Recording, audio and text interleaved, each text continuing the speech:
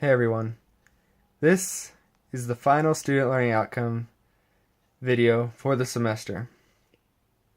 Well, it's been a great English 120 online semester. Learned a lot through the online experience, but I'm going to end here with student learning outcome J. Student learning outcome J is similar to student learning outcome I.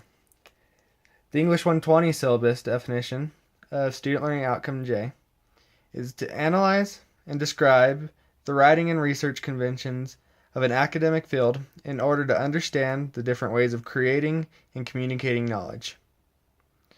My definition of student learning outcome J is explain the research methods and how you discovered different ways to express what you have learned. To me, explaining the research methods is explaining how you got the information that you got. As we discussed in Student Learning Outcome I, finding those credible sources through your research and effectively using them in your paper.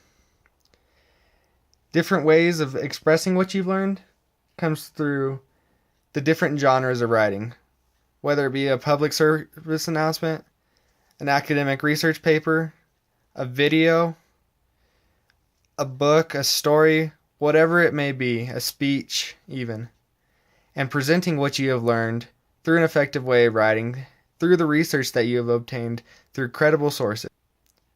An example of going through this, to go back to kind of the garbology book, is going out into a field maybe and testing, going to see where interviewing people that have hoarding problems and understanding, going to psychologists, researching the problems that these people have, and possibly presenting them in a book such as the author of Garbology did.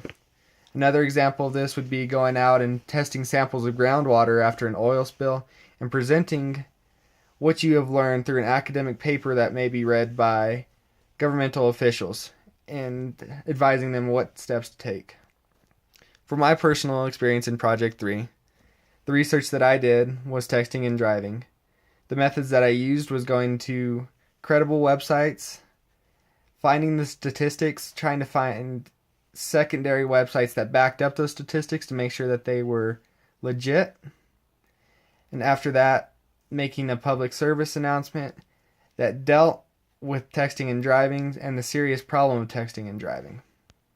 The way I expressed what I learned was through making kind of a flyer announcing a get-together to help stop texting and driving, taking this Wait to Text pledge.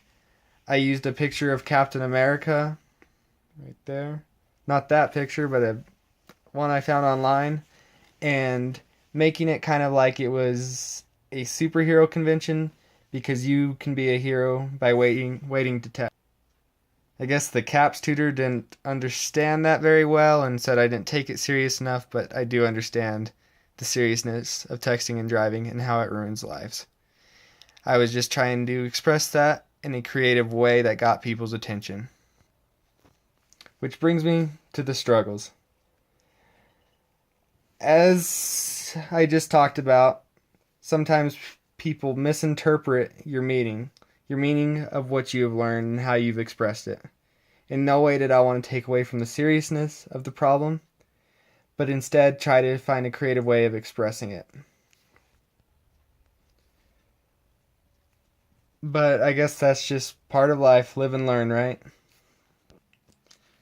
Student learning outcome J is very important in life because when you are trying to communicate information, you want to communicate that information effectively and be able to discuss how you discovered that information. You could be telling someone anything, and if they ask you how that you got that information, you're going to need to back up what you just told them with credible sources or possibly your own personal research in that topic. It's been a great semester. I look forward to continuing to the student learning outcomes through my academic career, and I wish everyone the best of luck in their academic career and have successful lives. Thank you.